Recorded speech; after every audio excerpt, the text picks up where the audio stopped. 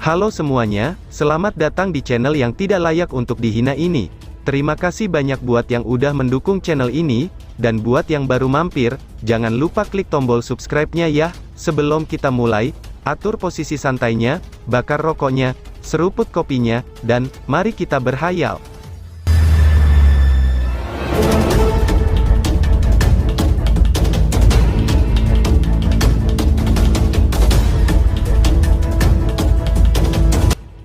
Kita lanjut ke alur ceritanya. Sebuah pusaran hitam menggantung di udara, sangat dimungkinkan untuk melihat garis besar sosok yang ada di tengah-tengah pusaran.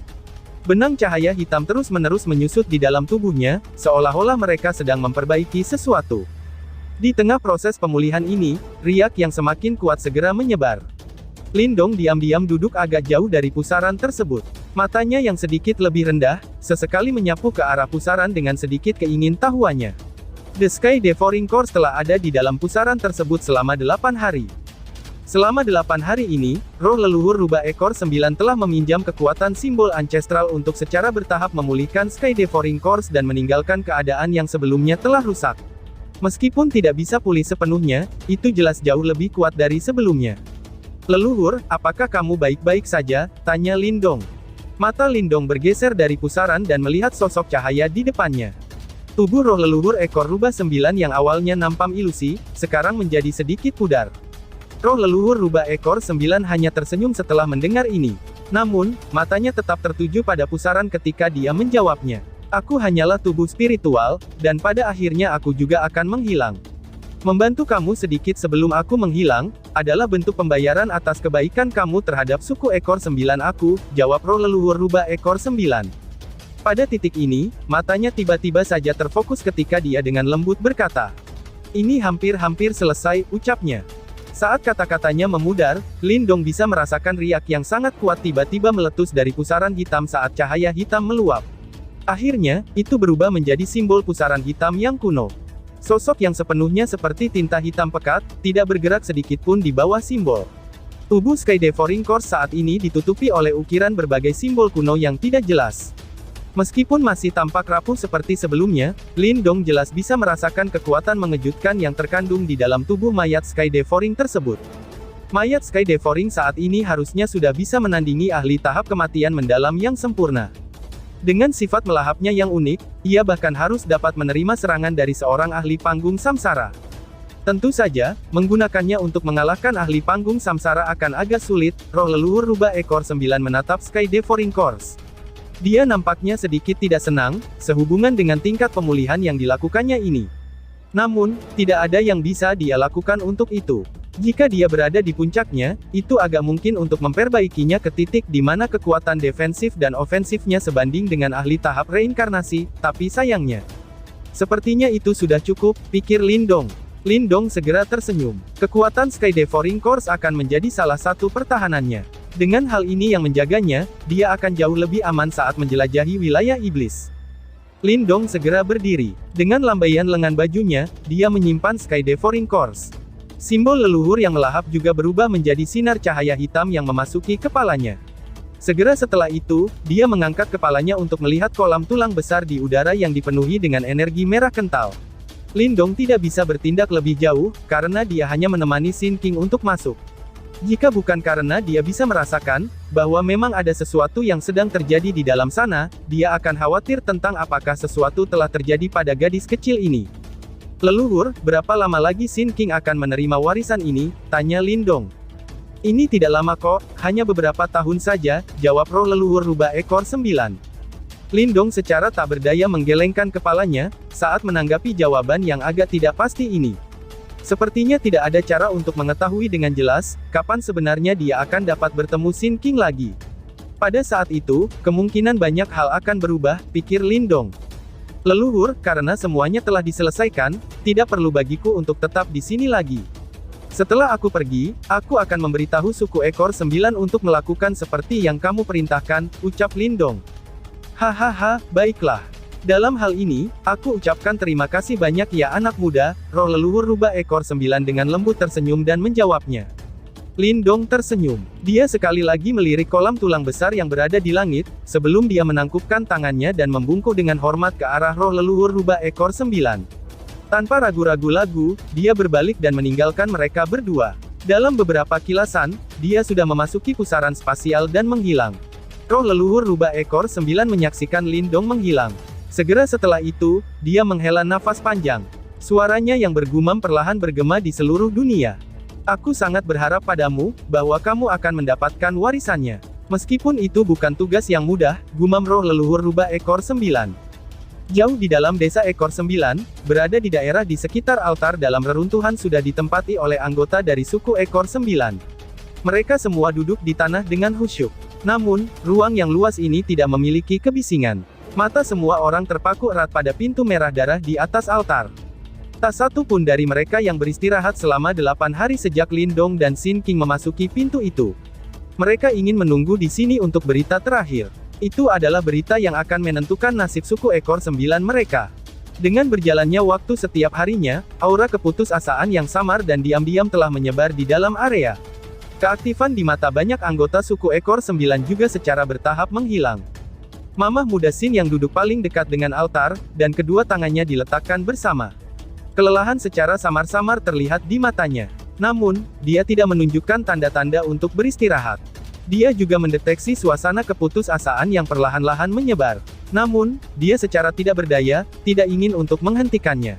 Ini karena dia jelas mengerti, bahwa jika Lindong dan Sin King tidak dapat kembali, suku ekor 9 mungkin tidak perlu lagi untuk terus ada.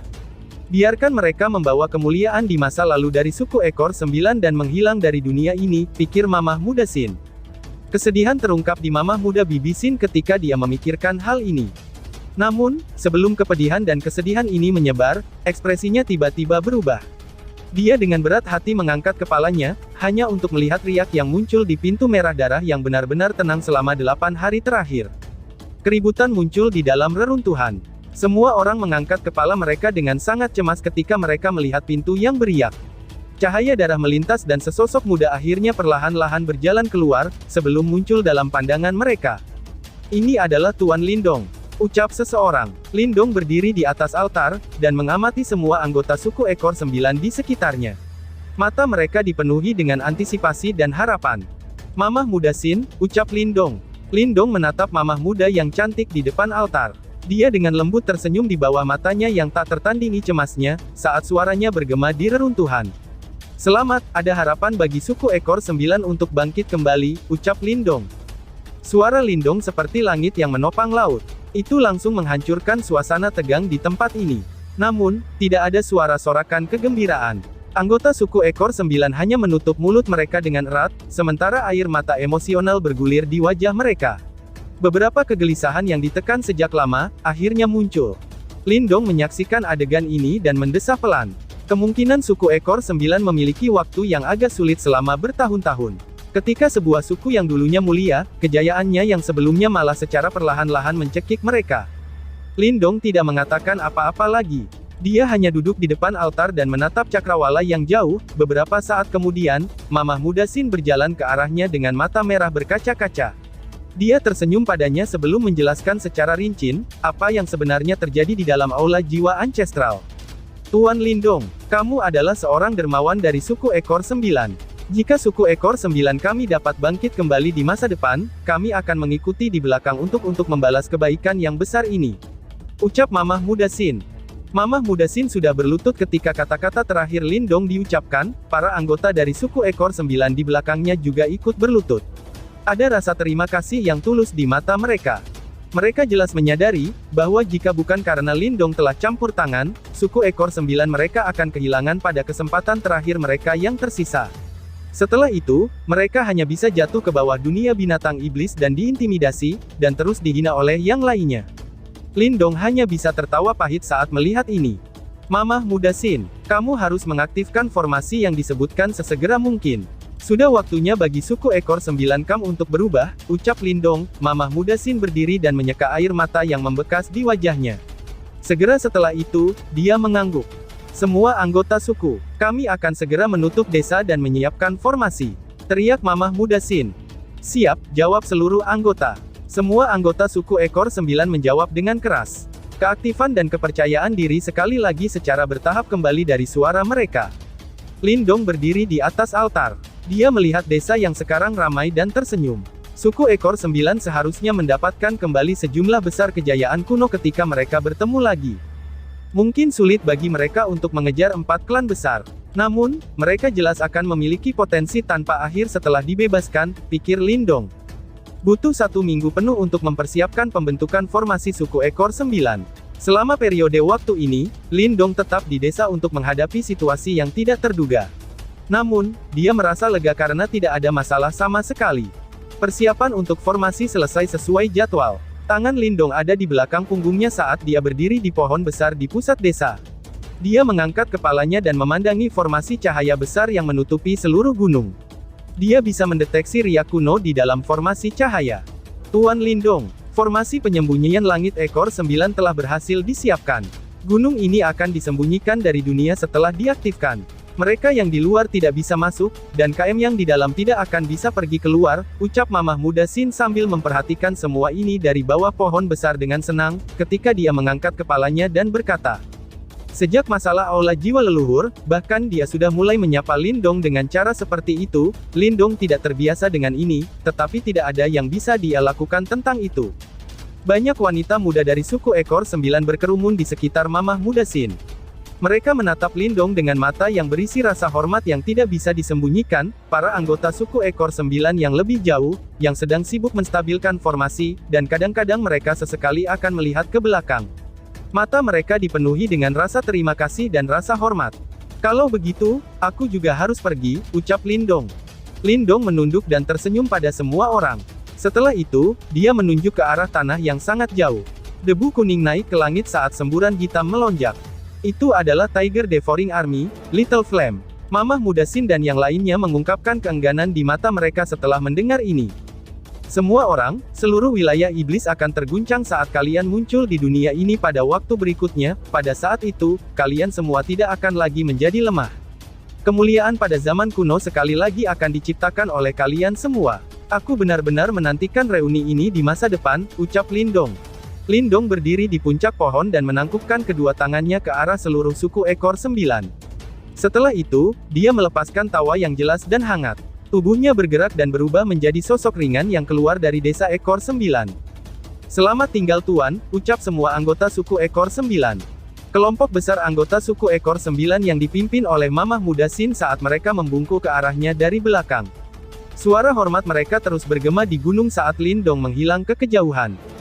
Di kali berikutnya saat benteng gunung dari suku ekor 9 ini muncul, kemungkinan akan mengguncang seluruh wilayah iblis seperti yang telah dikatakan Lindong.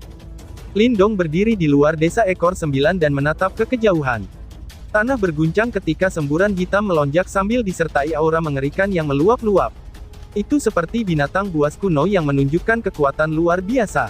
Toren hitam dengan cepat tiba di depan Lindong sebelum berhenti, dan sosok menara logam segera melesat. Sosok itu mendarat dengan sangat keras di hadapan Lindong. Pada saat itu, seluruh tanah yang keras bergetar keras untuk sesaat. Kakak, ucap api kecil. Little Flame memandang Lindong saat seringai terungkap di wajahnya yang kasar.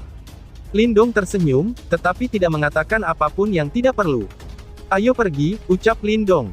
Little Flame mengangguk. Dia melirik desa ekor 9 di belakang Lindong hanya untuk memastikan bahwa ruang di sana mulai sedikit terdistorsi. Setelah itu, seluruh gunung dan desa perlahan-lahan menghilang dengan cara yang sangat aneh. Adegan ini mengejutkan Little Flame. Perasaannya melayang melewati alam bawah sadarnya dan kejutan segera melintas di mata harimau itu. Ini karena dia mengetahui kalau desa itu benar-benar menjadi kosong. Bahkan fluktuasi energi sekecil apapun tidak dapat dirasakan. Ayo pergi. Desa ekor 9 akan menghilang untuk jangka waktu tertentu, ucap Lindong. Lindong melangkah maju. Dia mengangkat kepalanya untuk melihat langit di atas dan tertawa, namun, ketika mereka muncul kembali, kemungkinan seluruh wilayah iblis akan terguncang dengan hebat, tambahnya. Little Flame tenggelam ke dalam pikirannya sendiri saat dia mengambil langkah ke depan dan mengikuti Lindong. Mereka berhenti di depan Tiger Devouring Army. Saat sepasang mata harimau memandangi tentara di depan mereka, sebuah ekspresi tegas melintas di antara mereka, dan sebuah teriakan rendah terdengar. Ini adalah kakak lelakiku Lindong. Hidup kalian adalah milikku, dan hidupku adalah milik kakak. Karenanya, mulai sekarang dan seterusnya, seluruh hidup kalian juga akan menjadi milik kakak. Ucap api kecil. Kata-katanya diucapkan secara panjang lebar, tetapi tidak jelas. Tampaknya dunia binatang iblis telah menyingkirkan banyak tingkah laku manusia yang mewah. Dari sudut pandang tertentu, binatang iblis tidak mudah memberikan kesetiaan mereka jika dibandingkan dengan manusia. Namun, begitu mereka melakukannya, itu akan sama dengan memiliki mereka sepenuhnya. Di masa lalu, setiap orang di Tiger Devouring Army ini berada di tingkat terendah di dunia ini. Mereka diperintahkan berkeliling dan diperbudak oleh orang lain. Semua harga diri mereka telah hilang, dan mereka mirip dengan zombie yang berjalan. Pada akhirnya, Little Flame lah yang menarik mereka dari keadaan itu dan menggunakan darah esensi bawaannya untuk mengubahnya. Dia juga memungkinkan mereka untuk menjadi pasukan penyelundupan harimau yang namanya membuat banyak orang gemetar ketakutan. Dia memberi mereka kehidupan kedua. Di mata mereka, Little Flame adalah raja yang memerintah mereka, pikir Lindong. Dimengerti, jawab seluruh pasukan. Karenanya, tidak ada satu orang pun yang protes dari seluruh Tiger Devouring Army setelah mereka mendengar teriakan Little Flame. Semua yang mereka lakukan mengakuinya secara serempak. Kamu benar-benar menjadi bos ya, ucap Lindong yang agak tidak berdaya dalam menghadapi ini, saat dia mengerutkan keningnya dan menggerutu ke arah Little Flame. Setelah itu, dia melompat ke binatang hitam besar, sementara Little Flame menyeringai dan mengikuti. Ayo pergi, ucap api kecil. Tiger Devouring Army yang dipenuhi dengan keganasan, sekali lagi berubah menjadi semburan hitam setelah Little Flame berteriak. Itu mengeluarkan suara gemuruh saat bergerak ke kejauhan. Setelah kepergian mereka, seluruh wilayah ini menjadi benar-benar kosong dan sunyi. Kakak, pertemuan di Lightning Mountain akan dimulai besok. Aku sudah memastikannya, bahwa persiapannya sebagian besar sudah dilakukan. Kelima prajurit itu bersedia menyerang bersama kami, ucap api kecil. Little Flame duduk di samping Lindong saat tentara menyapu. Segera setelah itu, dia meraih ruang kosong di depannya dengan tangan besar, sementara ekspresinya berubah ganas. Waktunya telah tiba bagiku untuk bertindak melawan orang itu. Aku telah menahannya selama 1 tahun untuk hari ini, ucap api kecil. Mengetahui bagaimana cara menahannya, itu bukanlah hal yang buruk. Lindong tersenyum dan berkata, aku pasti belum mencapai tingkat seperti kakak. Untuk berurusan dengan Lin Liangtian saat itu, kamu bisa bertahan selama bertahun-tahun, namun, ekspresi terakhir orang itu benar-benar menggembirakan untuk dilihat, balas Little Flame sambil tersenyum. Dia telah mengikuti Lindong saat mereka berjalan keluar dari kota kecil Qingyang, dan telah melewati api dan air dengan Lindong. Little Flame juga telah menyaksikan bagaimana pemuda yang pernah lemah itu, naik selangkah demi selangkah. Lindong tersenyum tipis. Dia merasa agak emosional tentang bagaimana kondisi mereka waktu itu, karena manusia, harimau, dan marten, berkeliaran di tanah itu. Kemungkinan tidak ada dari mereka saat itu akan membayangkan hal-hal pada saat itu, akan menjadi seperti ini beberapa tahun kemudian. Saat itu, bahkan Little Marten hanyalah roh iblis kecil yang terus-menerus khawatir ketika dia akan menghilang, pikir Lindong yang mengenang kenangan mereka bertiga waktu itu. Bagaimana kekuatan keseluruhan di Lightning Mountain? Tanya Lindong setelah mengenang kenangan itu sejenak, sebelum menarik pikirannya kembali ke kenyataan. Apa yang akan mereka lakukan sekarang bukan masalah kecil. Su Zong adalah komandan iblis di Lightning Mountain. Kekuatannya sangat mengakar. Meskipun Little Flame diam-diam berhasil menciptakan beberapa api pemberontakan, api kecil dan dia harus membayar harga yang besar jika mereka meremehkan pihak lain. Ini adalah sesuatu yang Lindong biasanya antisipasi agar berhati-hati, dan melakukan yang terbaik untuk menghindari hal terburuk. Jika dilihat dari permukaan, keseluruhan kekuatan di Lightning Mountain adalah Komandan Iblis Su Zong dan 9 jenderal besar, jawab api kecil. Ekspresi Little Flame menjadi serius sekarang, karena mereka membahas hal-hal yang tepat. Namun, berdasarkan beberapa informasi rahasia yang aku terima selama setahun terakhir, ada juga penjaga bayangan di sisi Su Zong, tambahnya. Penjaga bayangan, seru Lindong sambil sedikit mengangkat alisnya. Penjaga bayangan ini adalah bawahan yang benar-benar dipercaya oleh Su Zong. Namun, dia tidak mengawasi di Lightning Mountain. Bahkan 9 jenderal besar jarang memiliki kesempatan untuk melihatnya. Namun, seseorang tidak boleh meremehkan kekuatan penjaga bayangan ini. Little Flame menjelaskan dengan suara yang dalam. Ketika aku tiba di Deep Lightning Mountain 1 tahun yang lalu, aku melihat penjaga bayangan ini mengalahkan seorang ahli tahap kematian mendalam dalam satu serangan.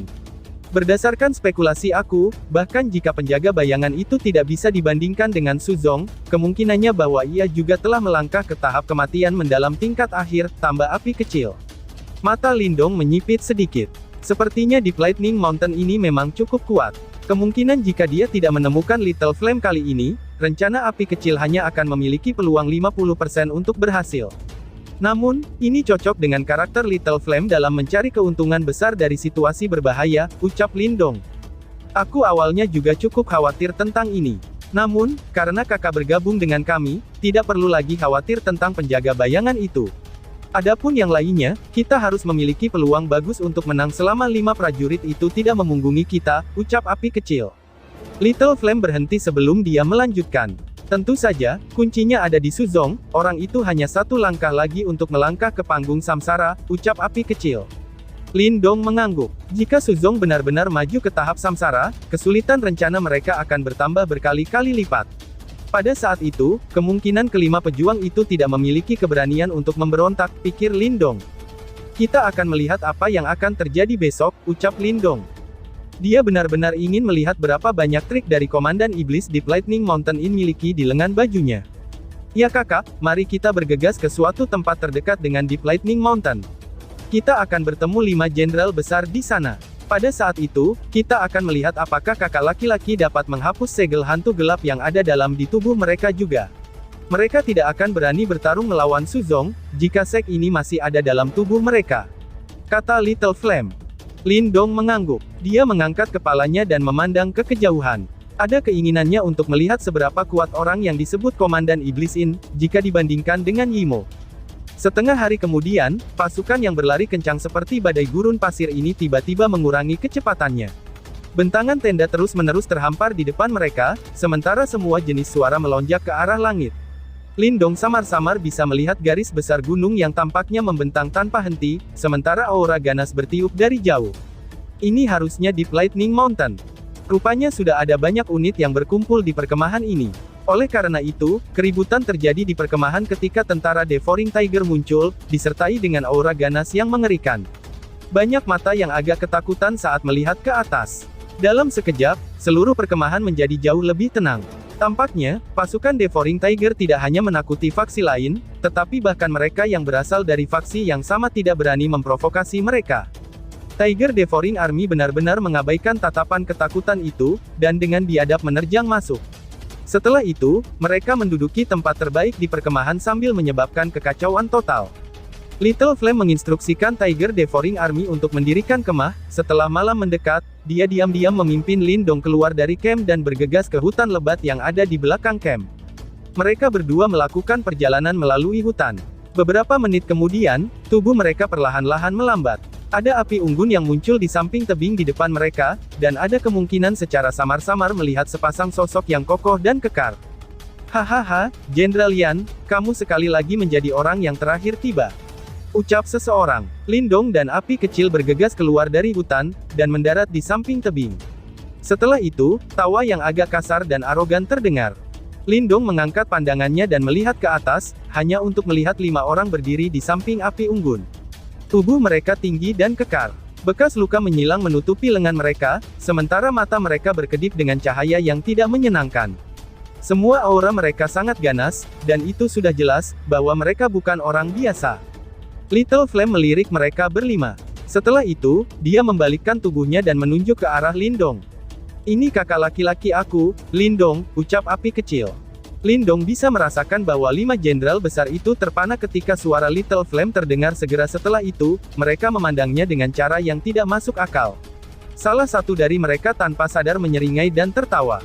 Jenderal Yan, jangan katakan padaku bahwa manusia tahap kematian mendalam tingkat awal ini adalah kakak lelaki yang kamu katakan, kalau dia bisa cocok dengan ahli tahap kematian mendalam tingkat akhir, ucap salah satu dari mereka.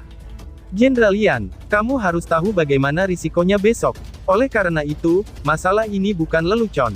Seorang pria lain, yang memiliki logam seperti ekor hitam panjang terjalin di pinggangnya, juga mengerutkan kening dan berbicara dengan suara berat. Dia bisa menghilangkan segel Dark Ghost di tubuh kita, balas api kecil. Jenderal ini tidak begitu yakin, balas seseorang dari mereka. Seorang pria yang tubuhnya ditutupi sisik kuning tua, melirik ke arah Lindong.